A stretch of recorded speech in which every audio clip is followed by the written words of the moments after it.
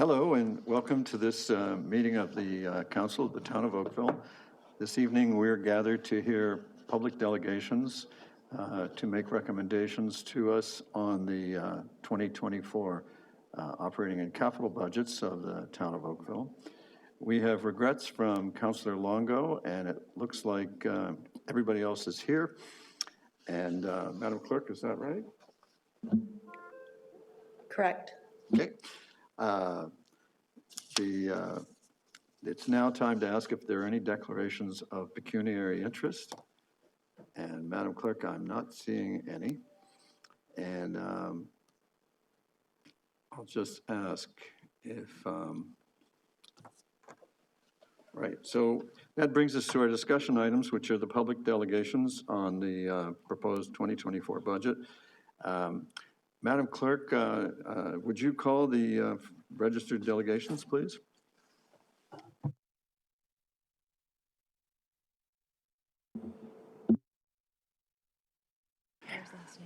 The first delegation is Pierre Sauvageau. Mr. Sauvageau, welcome. Council looks forward to your information. Evening. Thank you very much for the opportunity to discuss the operating and capital budget.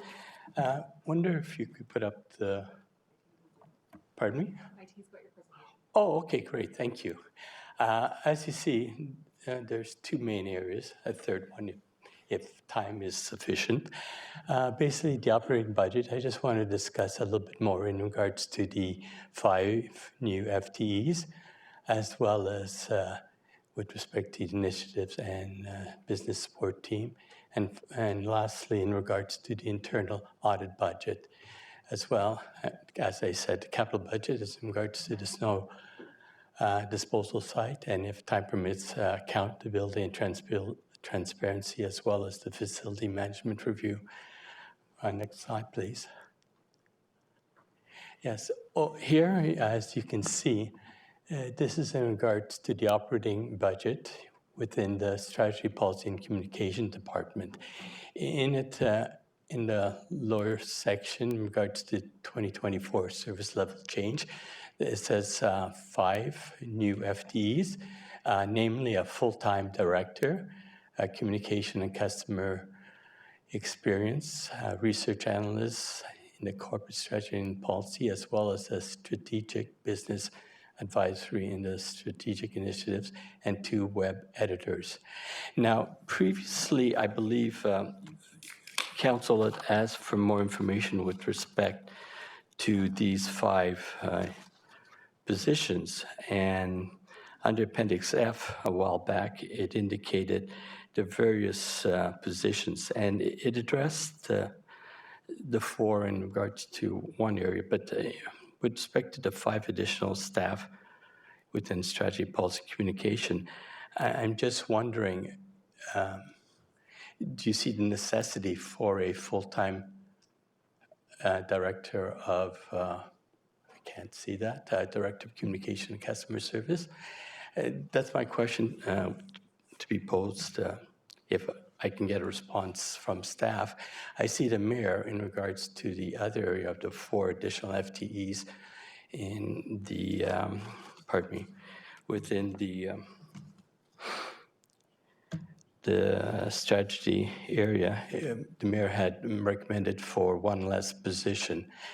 So I'm just wondering if potentially exists for staff and for the mayor to consider, as well as council, to reduce the 5 FTEs to 4 FTEs within within these corporate strategy and policy area. So is this the opportunity for staff to apply through you, or at a later time? It's your opportunity to make requests or comments on the budget. It's not your opportunity to interrogate the staff. Okay. Oh, no, it's not the intent to interrogate staff. It's really to provide more information. Please continue. Okay. Now, within this area, it mentioned that a similar area is in the community services, I believe. And so the purpose of this is really to help 2 other areas within the corporation, I think, is financial services areas and another area within the corporation. In comparison to the need, can some FTEs be transferred over to this new area in order to reduce the necessity for 5 FTEs? So basically, it's balancing resources between the various commissions. That's why I would wonder if that could be done. Okay, next slide, please. Thank you. Yes, this was, let's see. This is the next point which the mayor has addressed. He had suggested within his budget that reduce from 4 FTEs to 3 FTEs, or not reduce, but to defer one of the 4 positions for future budget consideration. I'm pleased that the mayor has made that suggestion. I'm quite happy about that. Next slide, please. Now, one area which I do want to address, it's in regards to the overall strategic plan of council, which is to provide a roadmap which helps council and staff with direction on what matters most to Oakville now and into the future. And there, as you are well aware, there are 4 strategic areas, priorities, which is growth management, community belonging, environmental sustainability, and accountable government. Now, I don't have to go into details, but I just want to highlight in regards to accountable government. Governing bodies and senior management rely on internal audit for an objective assurance and insight of the effectiveness and efficiency of governance, risk management, and internal control. I know we have the external auditor here, the external auditor gives an opinion on the financial statements. But however, that's really backward looking. The internal auditor provides more than what the external auditor would do, which is namely to provide on risk management as well as forward-looking. Okay, and next slide, please. Now, I just wanted to provide you a value proposition for the internal auditing.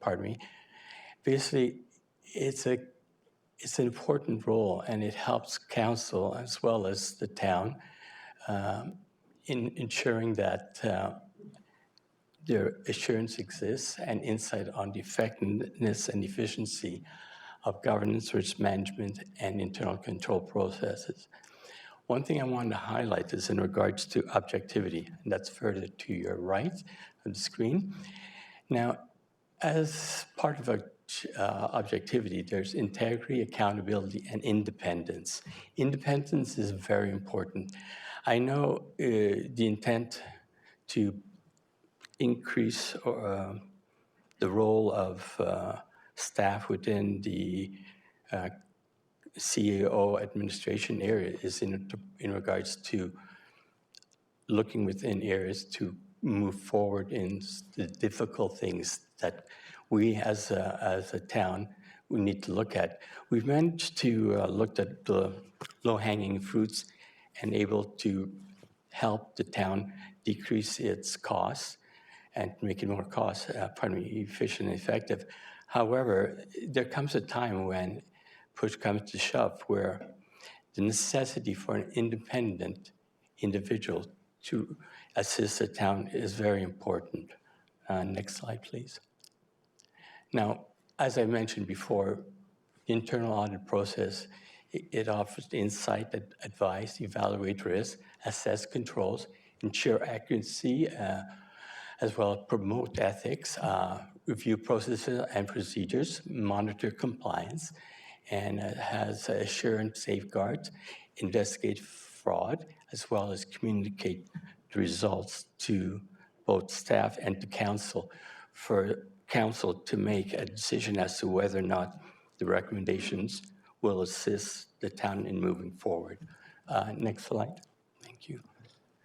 Now, again, I just want to reiterate, internal auditors' independent and broad perspective of organization makes them a valuable resource to execute to executive management as well as the board of directors, council. They ensure the organization is held accountable to its shareholders, which is your residents, whether those stakeholders are investors, and in this case, the general public served by a government organization. So the role which I foresee, it not necessarily has to be a full-time position, but it could be a part-time, and it could be on a contract even as well. It's just, I believe firmly that it's an important role. Next slide, please.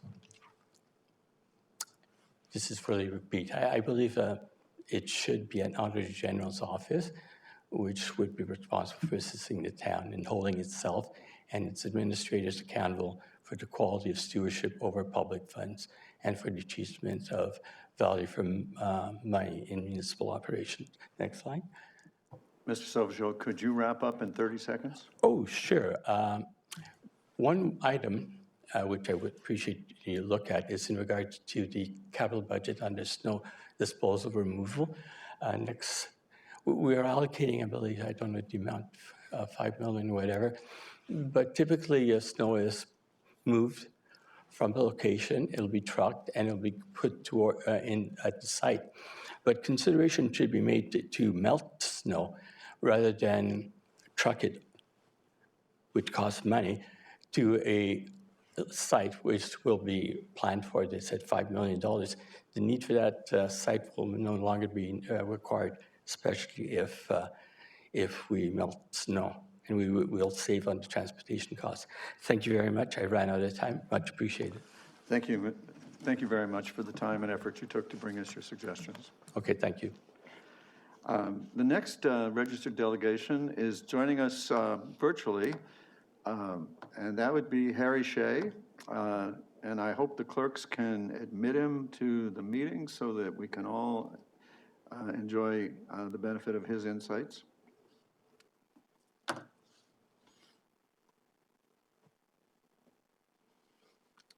Welcome, Mr. Shea. We look forward to your information. Where are you joining us from? Is it warmer than where it is here? Yes, sir, it is. But I'm wearing this as a prop just to fit in with everyone else's wardrobe. But thank you for asking. Well, good evening, Mayor Burton and members of Town Council. Tonight, I'm before you on behalf of the Bronte Historical Society, the Bronte BIA, and the Bronte Village Residents Association as One Bronte, One Voice. Earlier this month, One Bronte, One Voice spoke to the Budget Committee in support of the $35,000 for the Bronte Market Square Placemaking Initiative, which Council voted unanimously to support. Let me first begin by saying how delighted we were to see the Bronte Market Square come alive and be used for the first time this year, last Saturday.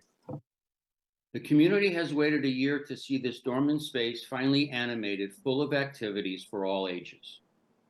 Tonight, I'd like to clarify any misunderstanding from my previous remarks earlier this month, as well as cite 8 reasons why this request is again being asked, with 10 very specific usages on how the money would be spent if it's included in the budget. 1, hundreds showed up for this year's Christmas tree lighting with the help of our mayor leading the countdown. Those in attendance enjoyed many different activities, all paid for by the BIA and from other sponsors. 2, weeks from today, when the tree comes down, our public square will once again become dormant. 3, the public art which was promised from the developer still is not there. 4, what was envisioned for the public square is not what we have. This space resembles more a corporate plaza that you might see on Bay Street. Most residents think it's the entrance to the rental units. 5, Bronte Market Square was not intended to be an event space, but actually a public square for all residents to enjoy every day throughout the year. 6, for large events, Bronte has the Heritage Park on the waterfront. 7, The Bronte Market Square Placemaking Initiative should not be considered part of the Bronte Streetscaping Study for two reasons. One, the streetscape study has no implementation funds. And second, the study is a plan which will take a year to develop. The public deserves better than to have to wait another year for a plan and then an additional year for implementation. 8, and arguably the most important, the Bronte Market Square Placemaking Initiative unfortunately sounds like a planning term when it's actually all about implementation. We already have a plan called Bronte Forward, which engaged 800 residents and local businesses, and they all want to see implementation.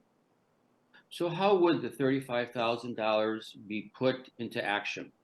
Simply put, the money is being spent on and for the community as the square was meant to serve. The goal is a combination of quick wins and low-hanging fruit. First, we can redeploy the artwork which Amica commissioned with Sheridan College for Amica's fence hoarding. What was originally requested by Amica was some graphics, but the students delivered instead a historical public mural. Amica has graciously offered that it remain within the community when it comes down this January. This could be the art element which the developer has not yet delivered on, as was previously mentioned. It also can serve as the cornerstone for transforming this dull space into a real civic plaza. Second, the Bronte Historical Society has artifacts from our past that may be appropriate to place in the square, potentially a quick win. Third, a giant chessboard or checkers or other board games are certainly low-hanging fruit as it can immediately animate the square. This was exemplified with the artificial curling rings at the tree lighting. The kids especially loved it. And I'm told, so did the volunteers from the curling club. And 4 through 10, a place to sit, a place to play, art to touch, music to hear, food to eat, history to experience, and an intimate place for people to meet. Ideally, some of these activities will be unique to this particular space, reflecting the culture and the history of the surrounding community. Local residents will use the space more regularly, will be the best source of ideas for what uses will work best going forward as this space comes alive.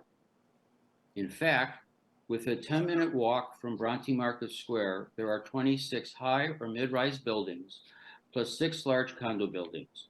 So the immediate density in the area truly requires a public space for all to enjoy. And finally, the $35,000 ask is not much compared to the other monies being spent on and for public uses like the cultural hub in downtown. On behalf of One Bronte, One Voice, which represents large groups of actively engaged members in our community, we respectfully ask that you please put the $35,000 back into the 2024 budget for the Bronte Market Square. I thank you for your time. Thank you very much, Mr. Shea, for your delegation tonight. Thank you, sir.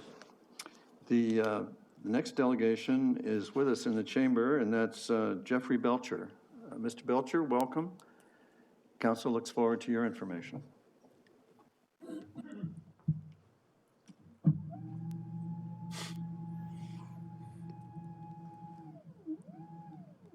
Can you hear me well? Lovely. Hi, my name is Jeffrey Belcher, and I'm a 23-year-old resident of Ward 2. And today I want to talk about biking in Oakville and why it's safer, cheaper, and healthier for the budget. Next slide, please.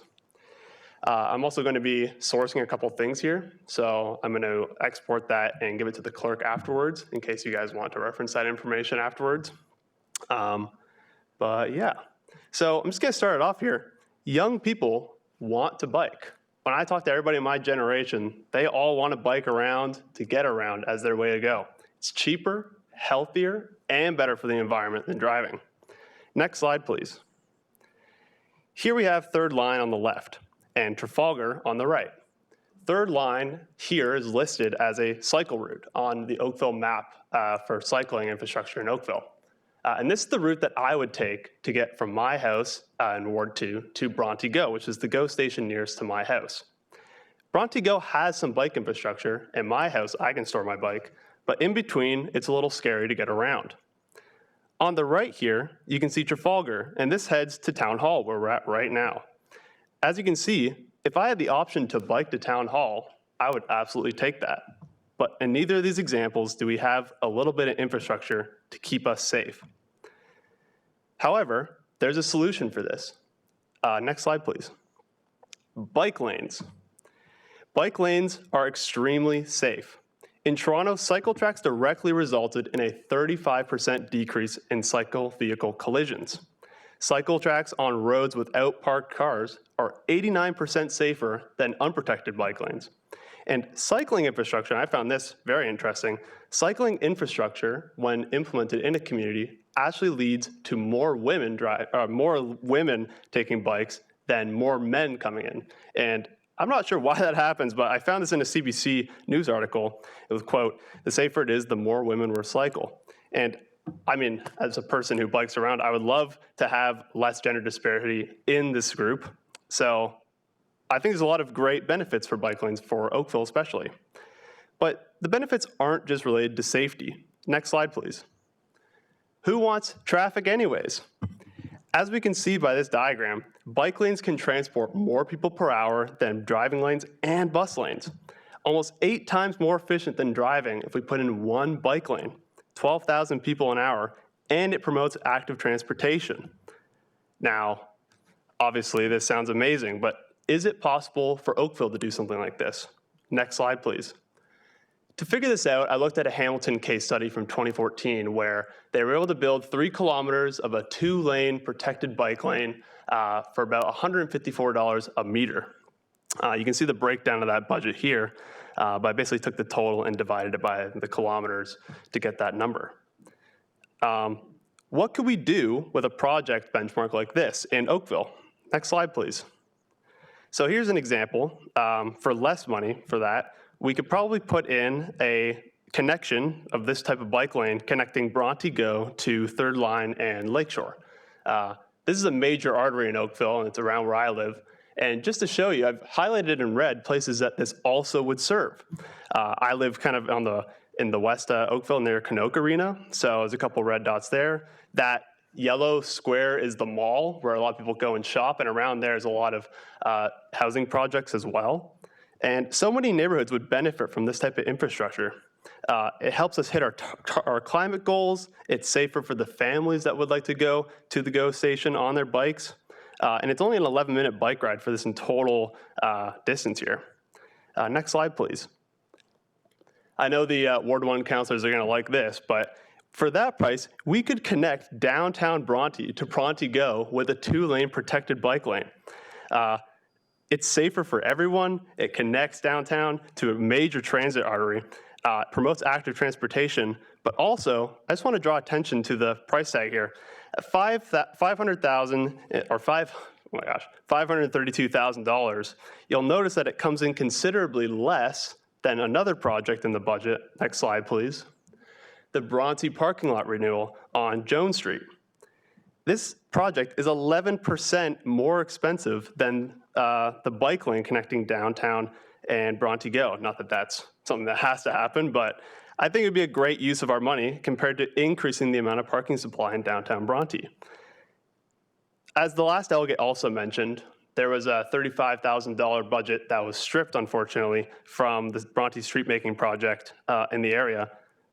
That money plus a bike lane would still come in less than this type of parking lot infrastructure that's already in there.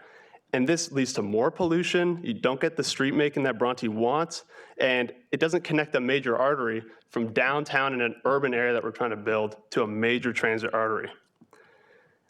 Next slide, please. So all I want to say is that change can happen this year. Bike lanes are not rocket science. We don't have to overthink these types of things. It realigns our infrastructure with green and active transportation goals. It promotes healthy transit. And for young people, this is a better option. Not every young person has a car to drive around Oakville. So all we want is to be able to have an alternative that is safe and healthy to get around the city. Next slide, please. Thank you for your attention. And any questions you have, I'm happy to answer them now. Thank you very much, Mr. Belcher, for your information. We appreciate you taking the time to bring that. No worries. Councillor Haslett-Deal? Nice to see you out again. Thanks for coming and championing active transportation. The Hamilton example you chose, was the road that wide to start? I'm not sure. My girlfriend studies at McMaster, so I go there pretty frequently now, and I've seen this bike lane. I'm actually not super sure if they had to do a lane expansion, but I've noticed in the case that I picked for third line, there's already a middle sort of like turn lane that is usually sectioned off except on the left-hand turns. And so in an example like that, I mean, it obviously wouldn't map on one-to-one, but you still do have a lot of area that we could use to put a project like that in, at least on that type of artery. On a road like Bronte, I think it would require a bit more flexibility, but I still think it's possible because I think from a city planning perspective, it's okay if we were to take a road that kind of borders a lot of residential areas and narrowed it a little bit as a traffic calming measure. And you could take some of that space that you get to make the transition to a bike lane a bit easier and cheaper for the city, and also less invasive for residents and stuff like that. So, yeah. So thank you for turning your mind to this and putting some detailed thought into it. I appreciate it. I have a resident who reminds me that a bucket of paint to line some of the shared bike lanes would be appreciated as well. Nice to see you out again. Thank you. Councillor McNeice, you're next. Thank you, Your Worship, and thanks again for your delegation. Just one thing you might want to consider, you know, there's on-street bike lanes, but then there's also things that I know in London, England, they call it like a bike superhighway that's, you know, and they're trying to do some in Toronto. But we've got Donovan Bailey Parkway, and we used to call it the Greenbelt when I was a kid, but it sort of connects, it was one day going to be a road, but it's a protected trail now, which might be a consideration for where you're talking along Bronte, because there are some challenging spots where the embankment is, where the creek is, where it gets engineering-wise hard to widen it to provide biking, but you might want to take a look at that, and certainly through the transportation master plan that we're working on that you're aware of, we can push for things like that. And any street that seems wider, I think in Hamilton's example, those were some one-way streets. Some of them were maybe a little wider than they needed to be, but at least in our ward, we've got Marine Drive that we're taking a look at next year. That any wide road, a bike lane has multiple purposes, not just for bikes, but traffic calming and things like that. So as Councillor Haslett-Deal said, thanks for putting our mind in that direction. So appreciate it. Thank you. And just one thing on that, I think, because my friend used to live on Marine Drive. And in Oakville, I noticed that there's so many examples like Marine Drive where the road is super wide, I think from like years back when we were planning it for cars. But now where I live off of Warminster, that's also a super wide road. And it really wouldn't even be that much, you wouldn't be sacrificing that much room for cars just to add even a single lane protected, because there's a school on, you know, a lot of these roads, and especially in the residential areas like Marine, that just increases traffic calming, safety, promotes transportation between, you know, your friend's house. You don't need to drive there, you can just bike. Yeah, thank you so much. Thank you, Mr. Belcher. Our next registered delegation is from the Oakville North Burlington Member of Parliament, Pam Demoff. And as many of you will remember, she used to be, before she made it to the big time, she used to be a member of our council here. And I hope and trust that the clerks are admitting her now. And with any luck, we'll see your smiling face. There we are. There you are. Welcome, MP Demoff. Oh, thank you. Thank you, Mayor. Thank you, councillors. And just before I start, I want to say how much I loved that previous delegation, and everything he said was right. And I would only add that cycling infrastructure is also one of the cheapest things that a municipality could do when it comes to transportation. So anyway, that's not why I'm here tonight. Thank you for having me. And thank you for accommodating me to be able to appear tonight. When I learned you were beginning the budget process, I wanted to ensure that you were aware and taking advantage of the tens of millions of dollars in federal funding that's available to Oakville to build more housing and make lasting improvements to the town's permitting process in our community. I don't need to tell you we're in a housing crisis, and Oakville isn't immune and is seeing the consequences of that. For example, a healthy rental vacancy rate is 5%. In 2022, Oakville's was 1%. And if I recall correctly from what I read the staff's report to council this summer on your application to the federal government's Housing Accelerator Fund, I think Oakville's rent was $3,000 a month and was the highest in the GTA. That's one of the reasons why I was proud recently to announce $55.7 million for rental housing supply in my riding. And this fall, not only did we deliver the $55.7 million for rental housing, but along with the province of Ontario and the region of Halton, we jointly announced over $45 million for affordable housing in Kerr Village. This is delivering for Oakville and trying to use the tools at the federal government's disposal to help solve the issues we're facing locally. That's one of the reasons we created the Housing Accelerator Fund. It's here to help municipalities fundamentally change how they permit homes by using federal funding to incentivize positive change. The program focuses on higher density housing, student housing, and affordable housing by doing things like modernizing permitting process to make them electronic, increasing density in areas where it's required, and ensuring adequate affordable housing strategies exist in all communities. We're doing this work with all levels of government to get more homes built at prices people can afford. So I'm here tonight to tell you that the federal government wants to keep working together to see more homes built in our town. And one of the ways we can do this is by approving the Housing Accelerator Fund application that we currently have before us. Municipalities across Canada were asked to submit applications to the fund to increase housing supply. Oakville applied and submitted 7 ways that the town would help increase housing supply. But the application included 3 initiatives that were happening anyway, because they were required to meet the province's Bill 23. Since the fund is meant to incentivize change, it will not fund things that would have happened with or without funding. To be clear, Oakville was never approved for any funding, but the town was told that they could be eligible for a certain amount. And when the plan they submitted was reviewed, it was assessed at less than what that ceiling was. Much has been made about the letter that Housing Minister Sean Fraser sent to the mayor. The minister wrote to Oakville to ask you to improve your application. He made suggestions to make your application competitive. This is certainly my preference to the alternative of him rejecting the application in favor of other towns and cities who might be willing to do more. So let's look at what the minister asked Oakville to do in order to be approved. 4 units as of right. This was a suggestion of the Ontario Housing Affordability Task Force. Municipalities across Canada, including our Halton neighbors in Milton and Burlington, has done this. As you well know, Ontario chose to move forward with 3 as of right. But if Oakville doesn't want to move to 4, then offer other suggestions. Sheridan College. I've heard horror stories about students crammed into substandard housing. Jeff and Mark, I don't need to tell you about that. You represent the area around Sheridan College. I think it's a reasonable suggestion, but again, it's up to you on council and the mayor to decide. Another suggestion was dedicated staff to implement an affordable housing strategy and identifying lands for affordable non-market housing.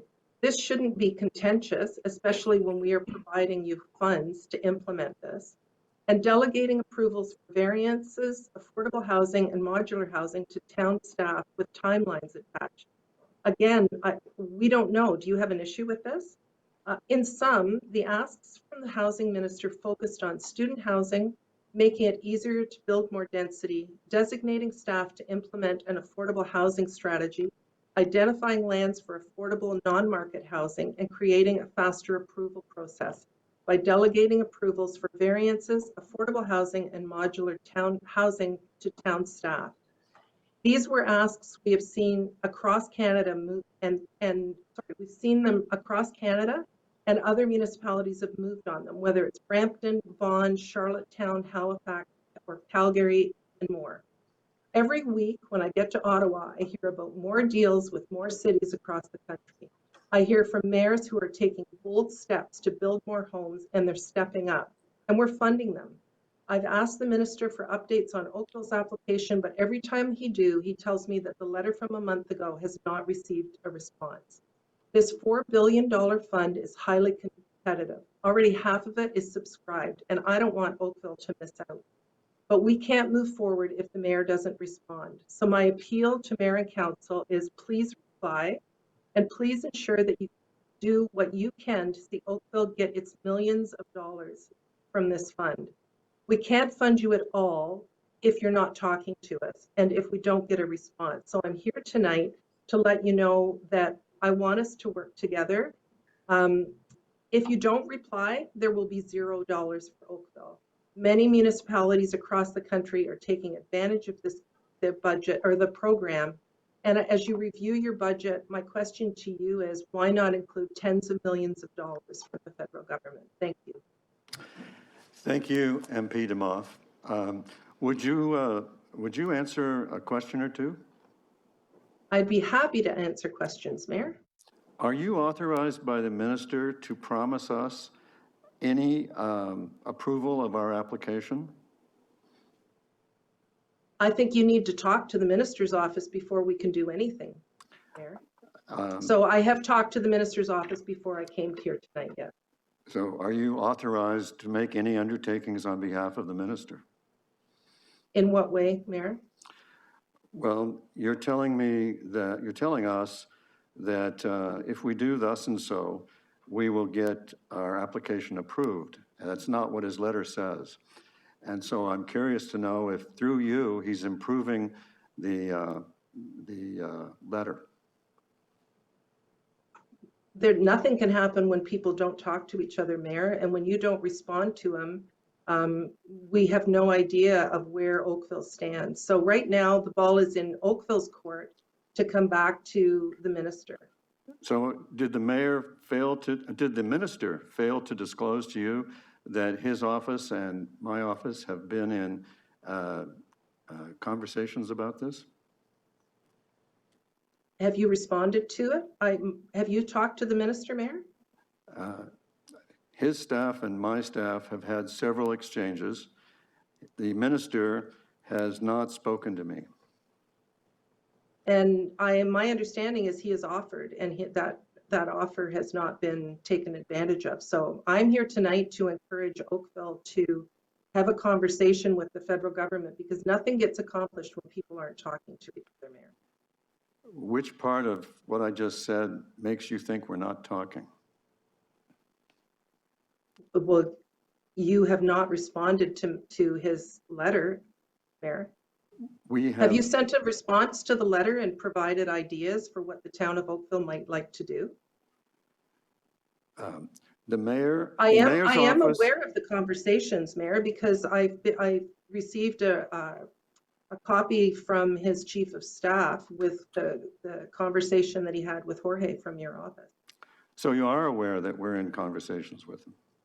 You're not talking to him, Mayor, and my understanding is that you have said you will not change your application. Well, I take the view that he's not talking to me. He's the one that wants me to do something. Well, he sent you a letter, Mayor. Mayor, he sent you a letter. Would it not be a courtesy to respond to that? There's plenty of ways to respond to a letter besides writing a letter back. But anyway, I didn't want to get into a fight with you. I just wanted to know whether or not he had disclosed these things to you or not. And I thank you for clarifying as much as you did. You have questions from 3 councillors. Your former colleague, Councillor Elgar, is first. Pam, good to see you. I'm trying to understand, I heard you say something about 4 units as of right, and the province has already said 3 units as of right. Does that mean we cannot get any money if we don't go for 4 units as of right? And I say that because I'm not sure in Oakville we're ready for 4 units as of right myself. And can you maybe tell me what that means and also the amount of money you're talking about?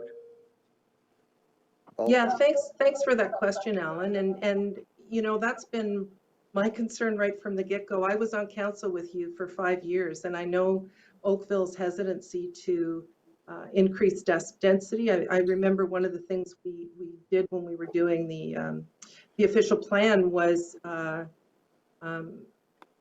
talking a lot about established residential areas. So in answer to your question, no, you don't have to do 4 as of right. What is required is that you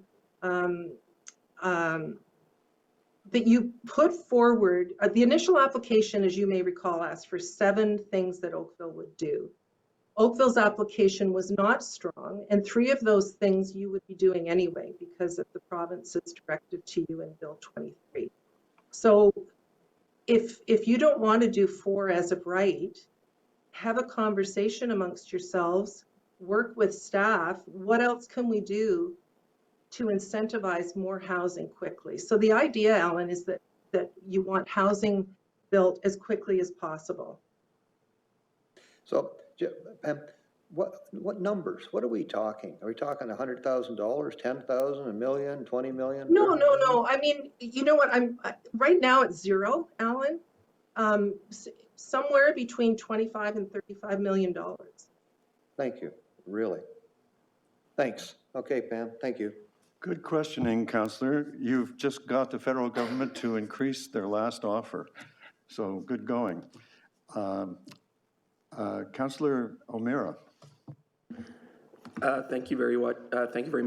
MP Demoff, just wondering, what are the strings? Like, how could we spend this money? Does it have to be on the specific items that we would put forward? Obviously, you know, but is there a formula on how that all breaks out, or there's a lot of periphery work that needs to be done with regards to planning and studies and reports. So, could you shed some light on how the money in other municipalities is being worked? I'm not trying to get you to commit anything on behalf of the federal government here. Maybe just things that you might understand on how they're working in other municipalities.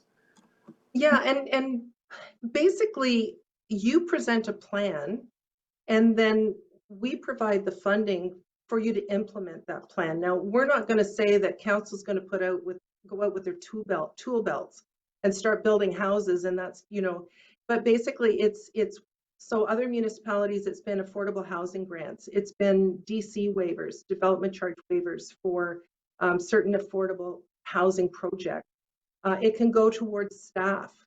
So if you're looking at delegating certain of these authorities to staff, that money can go towards paying for the staff to do that. If you're looking, I think, you know, if you want to put things, do it electronically, it can go towards putting those systems in place. So, Sean, there's a lot of flexibility in how you spend the money. Now, CMHC is going to have to approve that, but you've got a lot of flexibility. So what we're looking for is municipalities like Oakville to come forward with a plan that says we're really serious about getting housing built quickly. And I know Oakville's always been hesitant about density, but I think Sheridan College is a good example where, you know, and I'd love to hear from Jeff on that, but, you know, do you want to increase certain areas around Sheridan College? Do you want to try and incentivize housing around Sheridan who do have a housing issue right now? But really, there's a lot of flexibility. And, you know, when the mayor refuses to have a phone call with the housing minister, how do we move forward with that? So I think you can be creative, and CMHC will approve. It's pretty broad. Even capital infrastructure funding for certain projects, if it falls within the criteria. Well, I'd just like to interrupt there. I have not refused to have a telephone conversation with the minister. All that's happened is the minister has offered to phone me to apologize for the tone of the letter. And I'm focused on... Well, I don't, so Mayor, I've talked to the office. There was nothing wrong, and there's absolutely nothing that he is going to be apologizing for, Mayor. So I think that is absolutely not true. And you have refused to have a call with the housing minister. I tell you that it is absolutely true that that was what the minister's chief of staff offered. And, you know, in Parliament, you're not supposed to call each other liars. And I think you're kind of pushing the envelope here with that kind of language. Well, I'd ask for a point of order. Sorry, I'm still in my line of questioning, and in my experience here, Your Worship, I've never seen you go back and forth with any delegates the way you're going with the MP right now. So I would ask for my time to finish my questions. If that's Councillor, I merely interrupted to correct an error in her statement. It's still your floor. I beg your pardon. Thank you. And no, I forgot what I was going to say. No, so just with regards to the process moving forward, then would the federal government be looking for our staff to refine the proposal and come back with some different things in order to move to the next step? Or I mean, I'm hearing a lot about a phone call. Is it just a phone call, or is it more of a request for report from staff to refine a proposal? I mean, what is it, or what could you share with us about what the next step would be forward? Because this is obviously important. It's a lot of money at stake from what I'm hearing. So thanks, Sean. And, you know, I think you're going to have to work with staff. I don't expect anybody on council to have the expertise to determine, you know, what the best things are. You can give broad policy direction, but I would say that Oakville's the only municipality in Canada right now that seems to be having a problem coming up with a way to creatively build houses. There have been announcements, and I'm sure you've seen them. There's been $2 billion already announced across the country. We've got municipalities all around us, and look, I know Oakville likes to find made in Oakville solutions, and what I'm trying to do right now is encouraging you to do that. But you know, it's been a month since the housing minister reached out and said, here are some ideas. You need to improve your application. He could have just said no, but he didn't. He wants to work with council, with the mayor.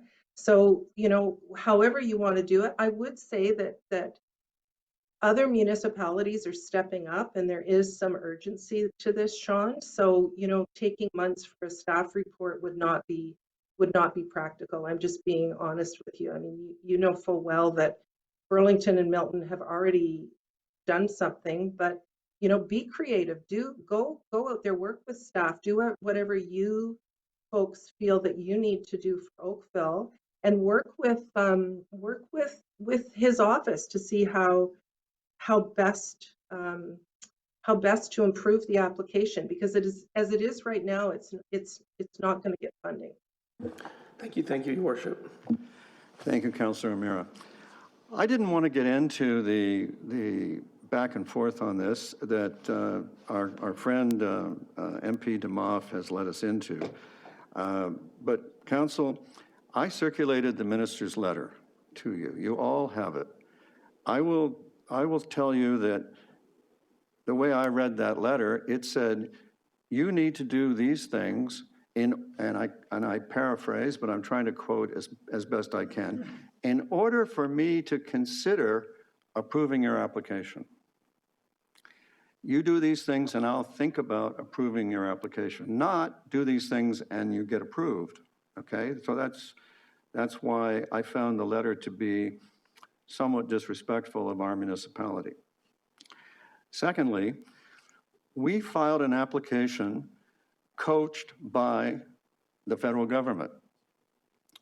And it was a surprise, and you approved that application, and council, you were informed when you approved that application that we had this coaching from the federal government on what to say, and that's how we came to apply for approximately support for 1,200 units and a total of $36 million. And to our surprise, the federal government decided to only approve part of it. They disallowed big chunks of the application that they had coached us to include. Okay? And this led to eventually to this letter from the minister, which you could read as an effort by the federal government to back away from what they had coached us to do.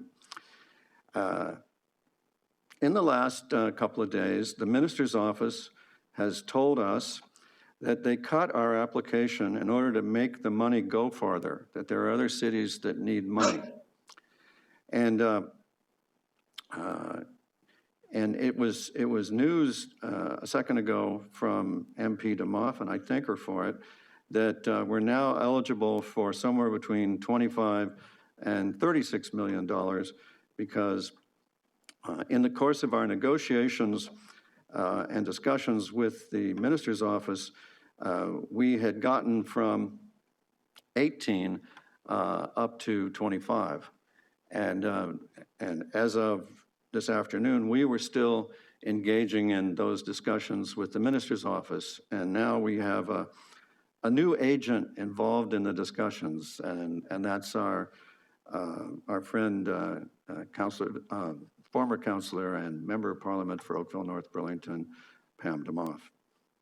I took the precaution of asking earlier if she was authorized by the minister to make commitments to us, and I'm not really sure I got a clear answer on that.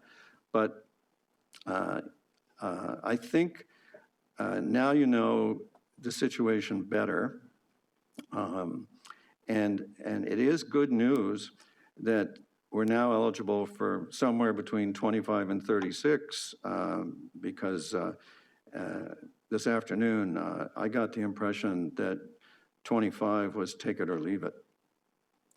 So I hope that helps the conversation. It's a little bit unfortunate that it's out of order in the sense that what we're here to talk about tonight is to hear delegations from the public on the budget, and MP DeMoff has decided to have this conversation instead. Councillor Hazlitt-Dill and Councillor Adams and Councillor Knoll and Councillor Dudek. Do I have an opportunity to respond to that, Mayor? MP DeMoff, if you would be kind enough to wait, we'll get to you. So, Council, I don't know that a lot is served by negotiating in public like this, and I'm fine with it if that's what you want to do. But I've given you as good a précis as I could of my interactions through my staff with the minister through his staff. MP DeMoff, is there something that you'd like to correct in what I said? Yeah, actually I would. I'm just going to, first of all, read from Sean Fraser's letter directly. And what he said, however, there are a few additional measures I request that you consider in order to strengthen Oakville's application. And then he goes through the list. I'm eager to approve Oakville's application, but I will not be able to do so before you consider the suggested improvement. These kinds of letters have gone to municipalities across the country, and every single other municipality has worked with the federal government to be able to get funding. I will say with regard to CMHC, what I am told is that Oakville ignored the coaching. And this is a direct quote from CMHC. Generally, the conversations with Oakville have been challenging because they have not wanted to focus on actions they could take as a municipality, such as zoning. Instead, their primary focus was on the role of the development sector. CMHC struggled throughout the process to get them to focus on specific initiatives that they could take as a municipality that were in addition to what they were already required to do through Bill 23. So I'll leave that. And I recognize this is a budget committee meeting. This is the only night that you're taking delegations, and so that's why I put my name forward. And I would think that millions of dollars in the Oakville town budget for 2024 would be in order. So thank you, Mayor. You're very welcome, MP DeMoff. I have a memo here from Oakville's planning director, and it describes the process they went through with CMHC, and for some reason they have a different, they take a different view of what you read from CMHC. I'll just read the key sentence here. Staff submitted the full application pursuant to CMHC direction in June 2023, identifying 7 eligible initiatives that would result in 1,200 incented housing units. CMHC made it clear that the town could not submit for more than $36 million. And that's a reference to the fact that CMHC does not consider the GO line to qualify as rapid transit. And as a result, there was no funding for that. Had they considered the GO line to be rapid transit, we would have been eligible apparently for $50 million. So, MP DeMoff, thank you for coming. I appreciate your effort to assist us. And I do think that we have to, I don't know how we can possibly conduct this business like this. It's very untoward and unexpected. Council, is it your wish to continue this process here tonight, or would you like to leave it to the minister and the mayor? Councillor Haslett-Deal, you're next.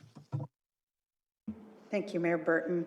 MP DeMoff, first of all, I'm going to take your coming tonight in the spirit of trying to do the best you possibly can, as you always have, for Oakville, and that we maximize whatever opportunities there are to have funding, which as a prior councillor and as an MP, you truly do care that we have access to those funds. I just have a couple just clarifying questions. One is, would something like the provision of inclusionary zoning or efforts to increase inclusionary zoning and comply with inclusionary zoning, would that be something within the realm of options that would be considered as moving forward on affordability? Thanks, Janet, and I appreciate the question. And I think those are conversations that really should be had between Oakville Council and staff and the minister's office. I'm not here tonight to tell you how to do the application or to negotiate. I'm here tonight to say Oakville could miss out on a lot of money if we don't get moving on it. So let's get the conversation going. Let's try and work together to bring funding to Oakville. So, on specific questions about what may or may not be eligible, I think those are conversations that we need to have between you folks and the minister's office. So thank you for that, Council. Mayor Burton, the numbers that you've been quoting, the achievement of getting to those numbers, are they any different than what was in the letter that we've already sent forward?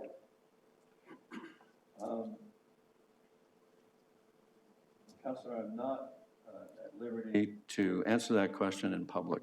Okay. And will there be a time when you share that with council? If I get anywhere, yes. But are there commitments being made in that letter that council should see before the commitment is made? No commitment is going to be made without council's approval. Okay, so thank you for clarifying that for us. Right now, I just want an extra note of clarification. What is at the federal government is an application approved by this council unanimously and coached by CMHC, who have given the MP some feedback that she just read to us that's 180 degrees opposite of what our staff think they went through.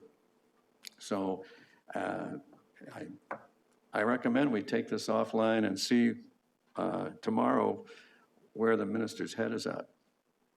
So Mayor Burton, let me just say, I'd put my hand up, and I imagine a whole bunch of councillors would put their hand up. If we need to huddle and support you in some way to find options that are a made in Oakville solution, my hand is up. And thank you for your time. Thank you for that. So the rest of council, Councillor Adams, you're next.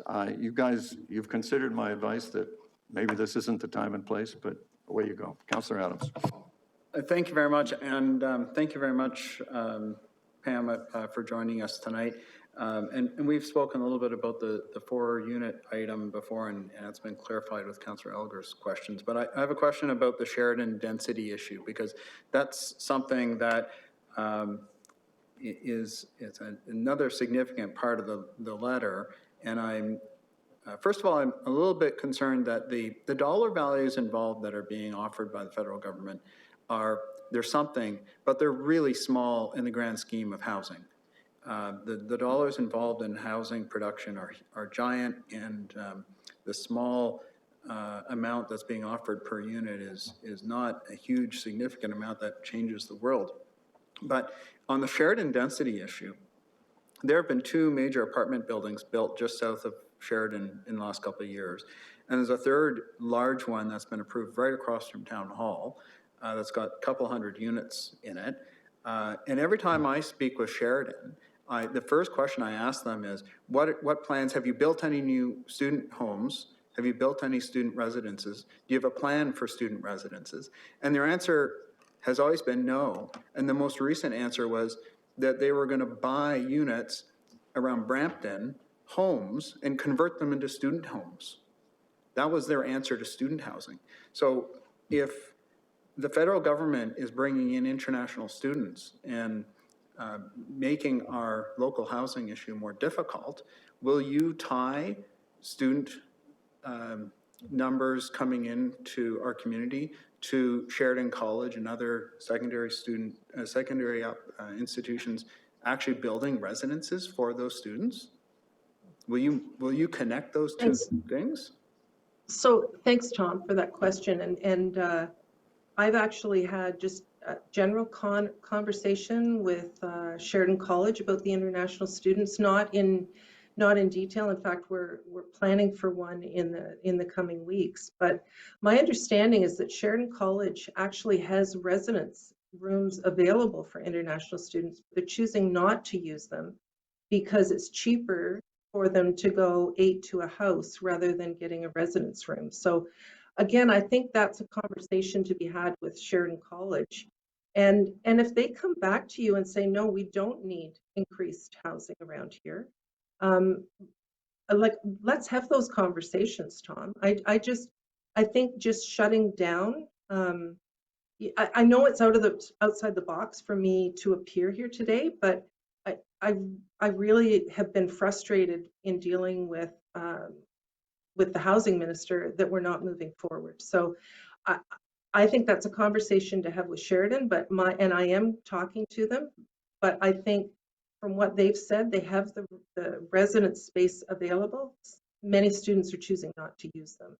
Well, then I think there's an issue there about the funding of the residences for students. If they're making them so expensive that they're not being used, well, that's crazy. Because I can tell you, just up the street from Town Hall, we've got all kinds of homes where there's basements with mattresses basically on the floor where students are living. That's not housing. That's not good quality housing. Those are no. And I've had a group come in to see me, Tom, where somebody said that they had put a mattress in a bathtub and had considered that a room, and that's not acceptable.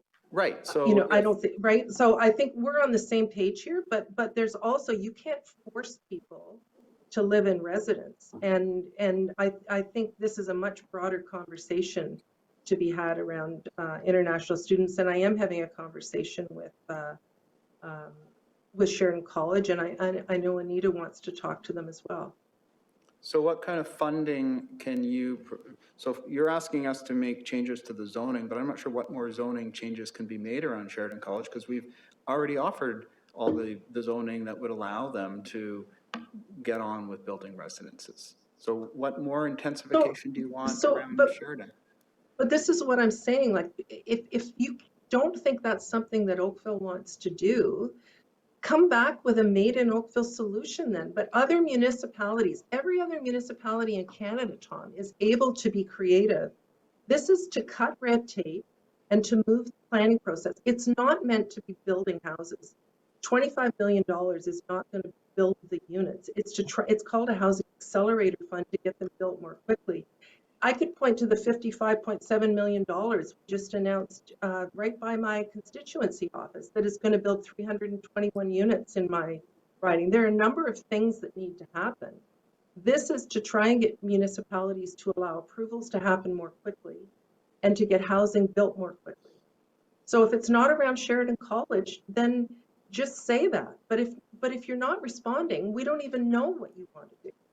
Okay, well, I'm a little frustrated because we approved a 200-unit apartment right across from Town Hall a couple of years ago, and it's still waiting for it to get going, basically. So, anyway. Well, we're frustrated with that too. Marianne Mead Ward has brought that up as well, right? That the development applications have been approved and developers aren't building. So, you know, that's the case. I guess I'm here to say there's money available to the town of Oakville. If you don't want it, then say that too. Like if you don't want the funding from the federal government, there's lots of municipalities that are lined up to take it. Thank you for that. Yes, that's what I understood when I was told that our application was cut so that, that more communities could get money. That's not the case, Rob. That's not the case that it was cut. The housing minister and the federal government want to work with Oakville. It was not cut to allow more municipalities to do it. I'm repeating That what has never been said. it was said. That has never been said. It was said to us. It was said. By whom? We By whom? MP DeMoff, are you authorized by the minister to be negotiating this with us? I'm not negotiating there. I'm not here negotiating. I'm trying to bring Oakville to the table is what I'm trying to do. And it was never said that Oakville was being cut to make money available for others. But there are a lot of other municipalities in line waiting if Oakville doesn't want it. MP DeMoff, are you authorized by the minister to tell us that we're eligible for somewhere between 25 and $36 million? I'm authorized to be here as the Member of Parliament for Oakville, North Burlington, to tell the mayor and council there is funding available and a Minister of Housing who wants to work with you and has so far not been able to and has been refused a phone call with the mayor. So I find it troubling that this is the only municipality in all of our huge country who is not wanting to work with the housing minister to come up with a solution. I'm not negotiating. I don't need any authority from anyone to be here today. I'm asking if, what is the minister going to say tomorrow when we tell him that you told us we could get somewhere between 25 and $35 million? Well, I think you should have a call with the Minister of Housing and have those conversations to see what you're eligible for. We have You can't get anything if you don't open that door, Mayor. I don't know why you keep saying that we aren't talking to them when I've told you over and over again that we are. I don't understand that. But look, well, when your chief of staff says you will not have a call with the minister, I find that troubling.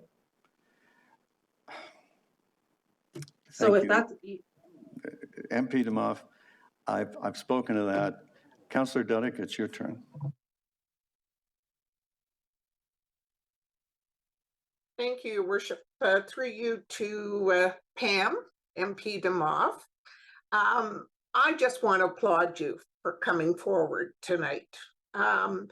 You're absolutely bang on. This is the time to talk because we are talking about big dollars in terms of funding and supporting Oakville.